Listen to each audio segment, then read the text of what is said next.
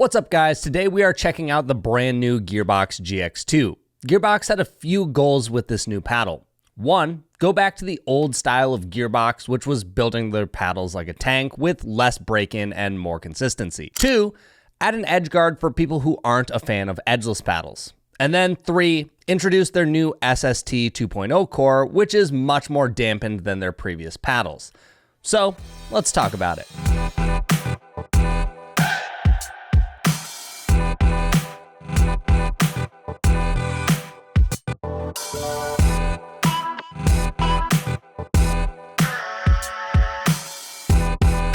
This paddle will be $269.99, and for the first time ever, Gearbox is actually offering a discount code on a product. So you can now use code PBStudio to save 10% on your order of a new GX2. As always, the specs will be on screen for you to read if you want them now, but what you need to know in the meantime is that there are three shapes: the Elongated, the Integra XL, and the Hyper. The Hyper isn't launching today, but instead will launch 1 to 2 months from now. The only difference between the Elongated and Integra XL is that the Integra is a 1/4 inch shorter in length, which brings it into the hybrid category, and then it has a longer 5.75 inch handle compared to the shorter 5.4 inch handle on the Elongated. Just a quick note on the handle lengths: at least in the documents I got, everything was advertised as a 5.5 inch handle length, but I feel like if you hold all of them, they all feel slightly different. The Integra XL probably feels closer to about 5.75, and you can actually see that it is even a little bit longer.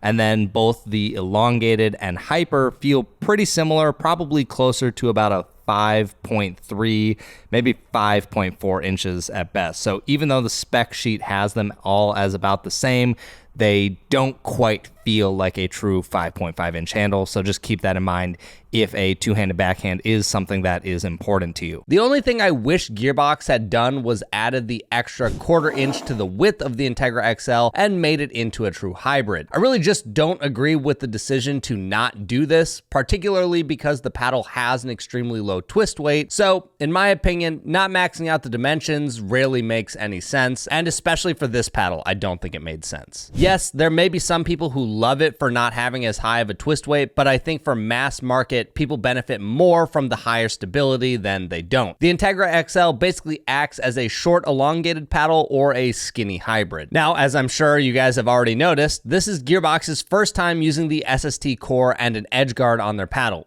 Traditionally, all of their premium paddles with the SST core have been edgeless. The only thing I'll note about this edge guard is that it's using the gradient, and the black must be painted on because I've scratched this paddle on court multiple times now, and it's revealing a white layer underneath. And no, this isn't from hitting a white paddle or clipping the line on the court and having paint transfer. It's just white underneath. So if you tend to scrape your edge guards a lot, you are going to see that white bleed through, and you may want to cover it with electrical tape or something else if you care about the aesthetics. Next, they've also completely redesigned the SST core, and now instead of having large amounts of foam surrounding the perimeter, the entire core from edge to edge is the SST ribbed core. Previously, a lot of people felt that by not expanding it edge to edge, they were losing a lot of performance when missing outside of that center zone, which we'll talk about a little bit more later when we get to the sweet spot. Now, before we dive into the play characteristics, as many reviews have gone these days, these are paddles that I think heavily benefit from weight.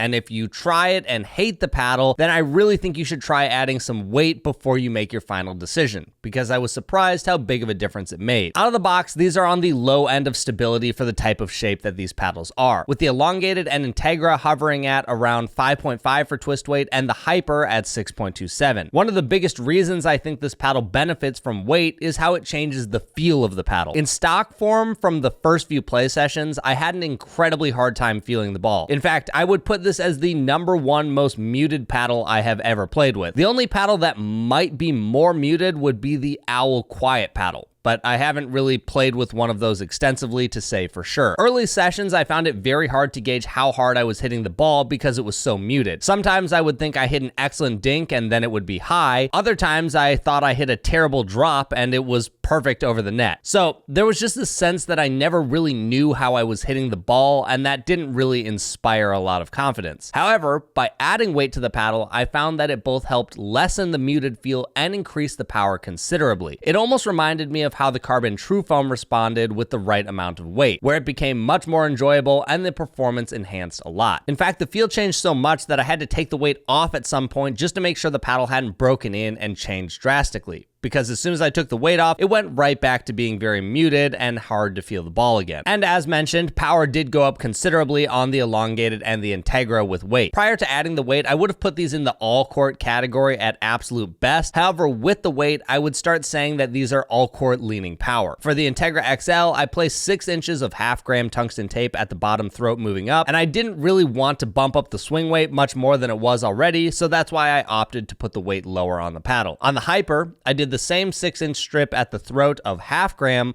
but then I also placed a 5-inch strip at the head of the paddle, since out of the box, the Hyper felt like it could benefit from having some more plow through and a slightly higher swing weight. For the Elongated, Isaac put about 8 to 9 inches of half gram tungsten from the bottom corners up the sides of the paddle. Of course, experiment and find what works for you, but I would highly recommend you try some weight setups unless you absolutely love how the paddle plays stock, because I think the performance enhances greatly. So now that we've got that out of the way, how do the GX2s actually play? Well, like I said, in stock form, it's going to be a true love it or hate it. Some people will love that they can't feel many vibrations and that it's so dampened. Traditionally, I've actually really enjoyed dampened paddles as well, but I think this was a bit too much for me, at least in stock form. So just know that there isn't going to be a lot of gray area for people who try this, and I imagine you're going to see that across many of the reviews that you see on this paddle. It's immediately going to be something you love or something you want to put down quickly. If people thought the carbon true foam was too soft or too dampened, this takes it to another level. Now, people who are concerned with vibrations aggravating their tennis elbow would probably want to try this paddle, because you're not going to find a lot of vibrating down to your arm in this paddle. Now, from here on out, I will be talking about this paddle and how it plays with weight. On the Integra XL, I found that the feel was more lively and the extra stability made connecting on certain shots feel a lot better. I was able to play a lot more confidently, and pretty much any con I felt started to go away, and I was actually enjoying playing with the paddle. However, one thing I observed throughout my testing is that both the Elongated and Integra hit noticeably harder than the Hyper. It's always been natural for longer shapes to hit harder, but the difference was a lot bigger than I've seen recently. I don't know if the SST core is better fitted to longer shapes for generating power, but even with the weight on the head of the Hyper, I would say that it was an all-court paddle at absolute best. And prior to adding the weight, I almost would have called it a control paddle. All right, what's up, guys? This is Editor Chris here. I actually needed to make some clarifying statements in this review. This is actually the night before this review is supposed to go out. I'm in Texas,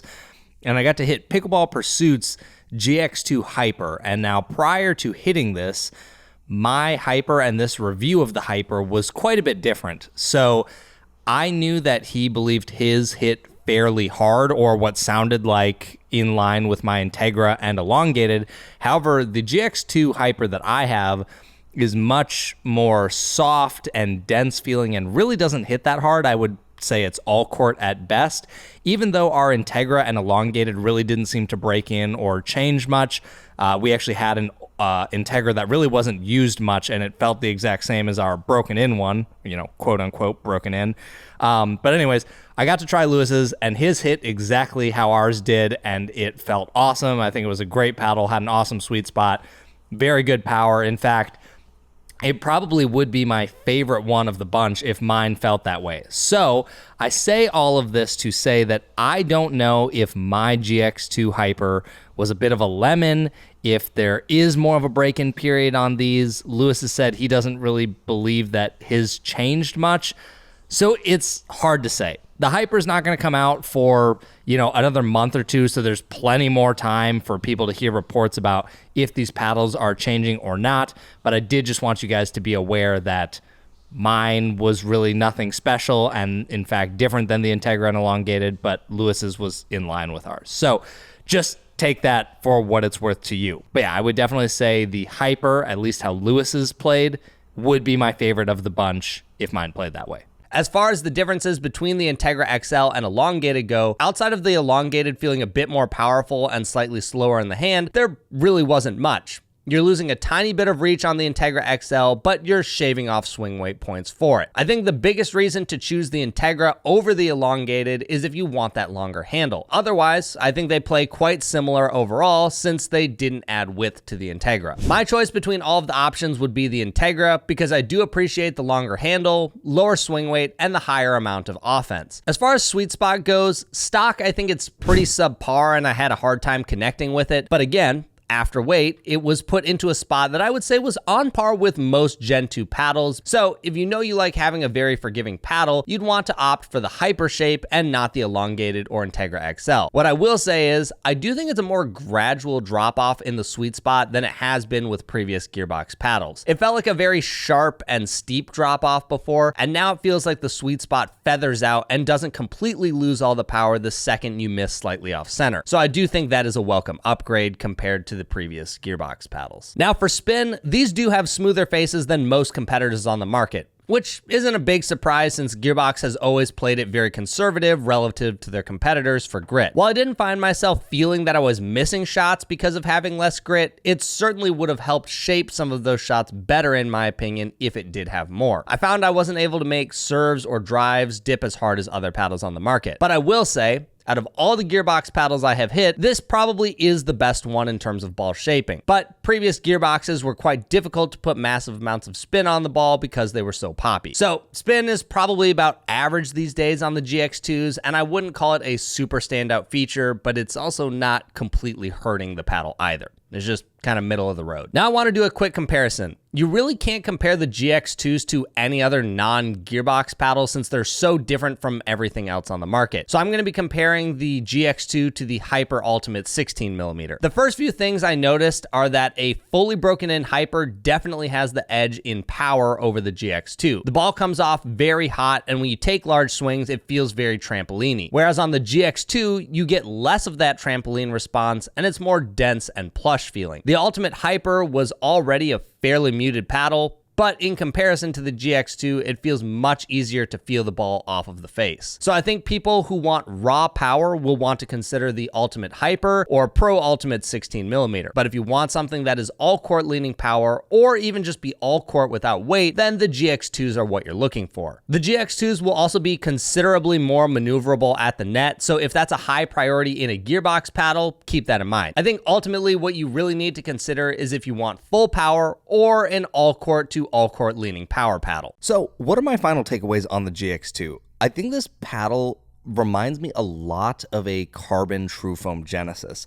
Not that they play similarly, but I think in a way out of the box, they're not that impressive. And I think a lot of people are going to go, what is so special about this paddle? I don't get it. I don't even really like it. It's too dampened. It's hard to feel the ball. Like, it doesn't feel like it hits that hard, but I do feel like the more you use it and the more you warm up to it, especially after weight, you start to really appreciate what the paddle can do. Because I can tell you right now, in my first play session with this paddle, I was like, holy crap, I cannot wait to put this paddle down. This is going to be such a long review process. Like, I hated it the very first play session that I used it. But the more I used it, the more I came to appreciate it and actually think it is Gearbox's best paddle. Swing weights are lower than they've been in a long time. The sweet spots are significantly better than the edgeless paddles, in my opinion. And I think the paddles play significantly more predictable. And for my play style, I appreciate that these are more in the all-court leaning power type of play style. I think Gearbox has just done a good job of finally making a very well-rounded paddle. But now, with that being said, I still don't believe that everyone is going to love this paddle. Just like the Carbon True Foam, I think there's going to be people who think this thing is absolutely amazing, and then there's going to be another camp of people who just don't get it. So do know going in that this paddle is going to be very polarizing. But if you are going to consider it, definitely give it at least a week of playtime if you're able to, and make sure that you try a handful of different weight setups to maximize the performance from this paddle. There are two main reasons you'd want to buy the GX2 in my mind. One, It's very dampened and muted for people who don't like paddles that give a lot of vibration or feedback. This is about as good as it gets in my opinion. 2, people who want a durable paddle. Now I can't say that with full confidence yet since this paddle is so new, but years ago Gearbox was one of the most durable brands in pickleball, and their entire goal with the GX2 was to go back toward the old Gearbox style, which was building them like a tank. And if anyone's going to be able to do that successfully, it's probably going to be Gearbox. Now, the reasons you may not want to buy the GX2 would be 1, you hate dampened paddles.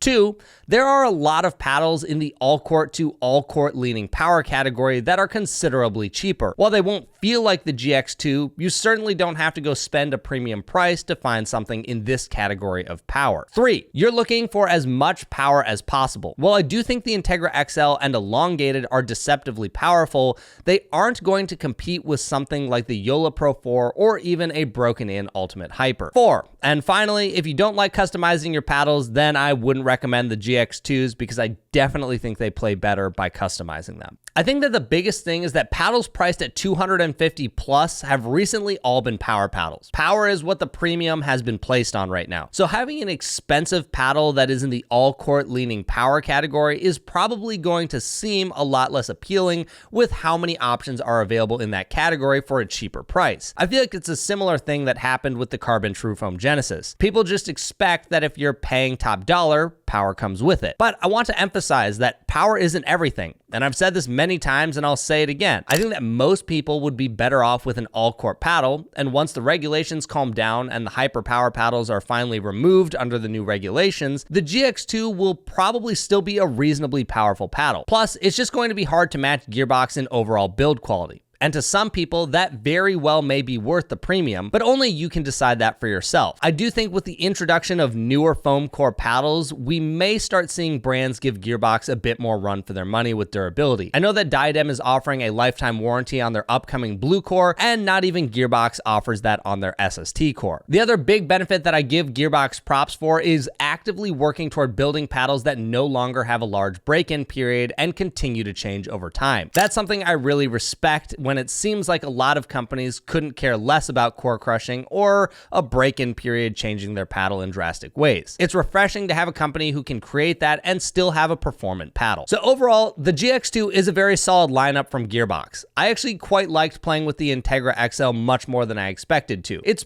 probably not enough to make me consider switching away from my Carbon True Foam Genesis. Whether it's worth it to you or not is going to come down to what you put the most value on when buying a paddle. My recommendation would be to try and demo it before you buy, especially if you can demo it with some weight. I wouldn't recommend blindly buying one of these unless you have historically liked Gearbox paddles. But anyways, thanks for watching, guys, and I'll catch you in the next one.